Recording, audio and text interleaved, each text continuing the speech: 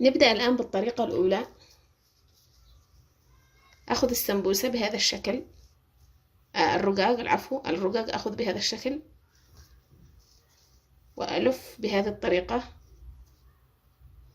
وأرجع ألف بالطريقة الثانية كذا تكون فوق بعضها، وأحاول إنه ما يفتك عندي من هنا الأطراف إلا حاجة بسيطة، وأرجع أخذ الرقاق وأبدأ بالحشوة، الحشوة اللي تحبوها، جبن مثلث، جبن مالح، اللي تحبوه، بالدجاج اللي تحبوه انتوا تحطوه.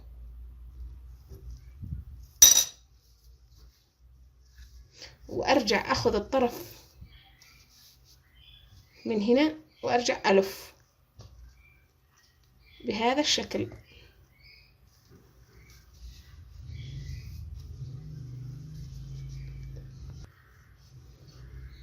الآن أبدأ ألصق رقاق السمبوسة بالعجين اللي كلمتكم عنه. أحط من الطرف حاجة بسيطة،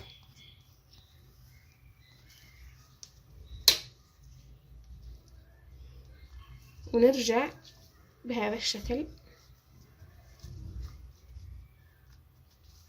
خلاص أصبحت سمبوستنا جاهزة. الطريقة الثانية، أخذ شوية من الحشوة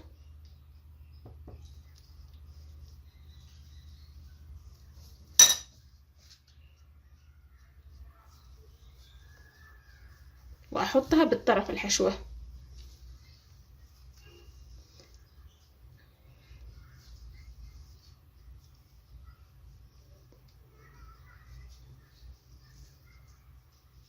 أبدأ من هذا الطرف، أمسك من الطرف اللي عندي هنا، لاحظوا من هنا الطرف، وأرجع ألف الرقاق بهذا الشكل،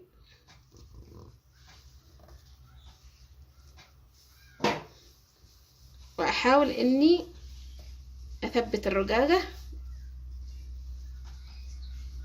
بشكل جيد، وأرجع ألف للطرف الآخر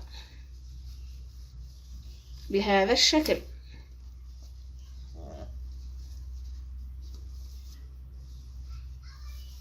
وأرجع ألف للشكل الآخر،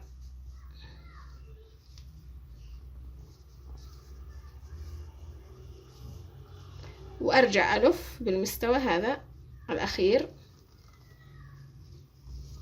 يبقى معانا طرف الرقاق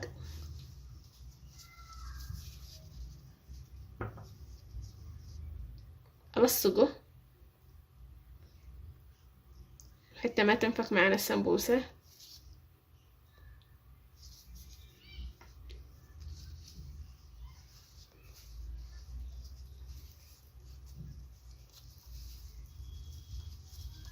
أصبحت شكل السمبوسة جاهزة بهذا الشكل.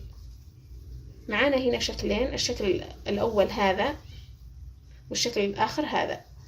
الطريقة انتوا اللي تحبوها وتحسوها سهلة عليكم جربوها، وإن شاء الله راح مع التكرار تتعودوا عليها.